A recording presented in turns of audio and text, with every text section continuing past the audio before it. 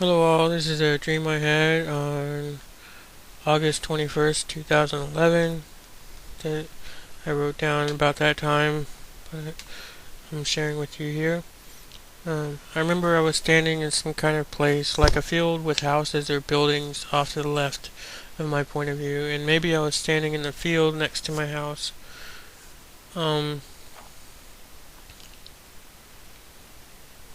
but there were some other people there, though I don't remember who were there. I don't remember what anybody was doing, maybe just random get together, I don't know. And it was daytime, the sun was out, either mid-morning or mid-afternoon or early evening, I'm not sure. Sun was about a 45-degree angle from a point of view of the horizon versus straight up or midpoint.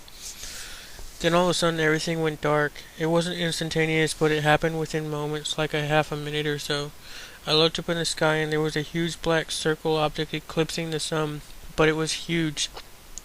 So huge that it filled the entire sky, and it was like it was raining fiery rain, like the rain was on fire, or millions of tiny meteorites or hail on fire or something. And people started running around trying to get under cover, and I was standing outside and I was struck by some of it, and it was like being struck by hail, but with a fiery sting to it.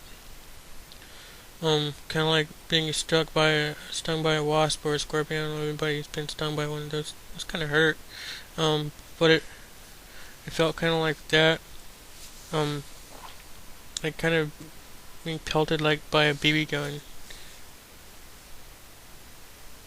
And I went under a tree to get out of the fiery hail, and the tree was protecting me from a fiery hail. And the fiery hail was hitting the tree, but it was being melted, and the flame was put out before it reached me, and the melted water filtered through the tree leaves and branches, and it was like being rained on by normal rain under the tree. And I was calling out to others to get under the tree to get out of the fiery hail. Then I saw off in the distance, past the houses and buildings, a great fiery meteor, really big, like the size of a mountain, come down from the sky and hit the ground and explode. And there was a lot of smoke and what looked like lava coming out of where it hit. And where it hit, I saw some kind of being or entity standing in the center with arms raised. I don't remember the details about what this being looked like, but I saw these things coming out of it. These things, they were like really small and hard to see, as if they were little wisps of smoke, or something. But I kind of perceived that they seemed sentient, and they were very fast and uncountable. There were so many of them, and they spread out in all directions throughout the whole world, and started infecting everything with various diseases and plagues and stuff. I saw them touch animals and they rotted and died almost instantly, and I saw plants wither away almost instantly, and I saw it touch humans and their flesh started being eaten away, and people were screaming and trying to rip their own flesh from their bodies to get it off them.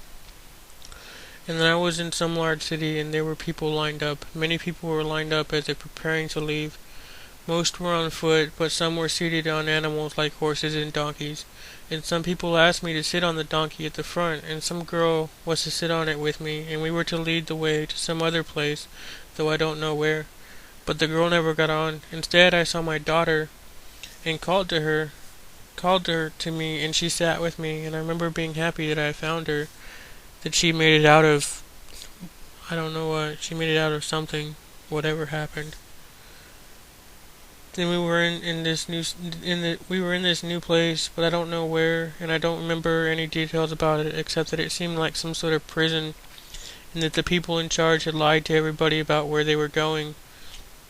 Like like when we had first got up to in the lines on the animals, they were telling us it was a safe place, but it was really a prison.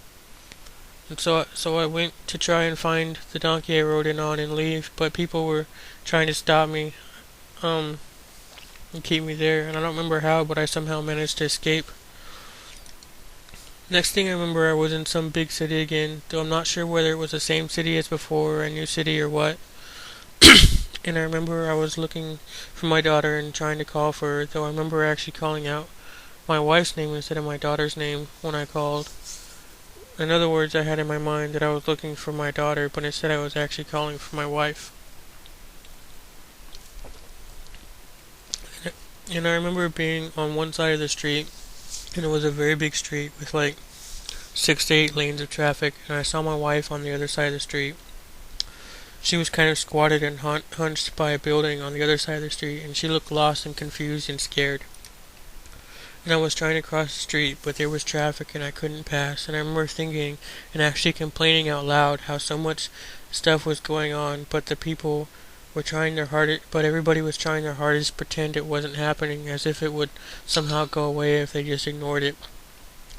And I remember doing something, I'm not sure what, maybe I called out for help, or God knew I need help or something, but I said something to the effect of, if only my mom were here, she could stop the traffic.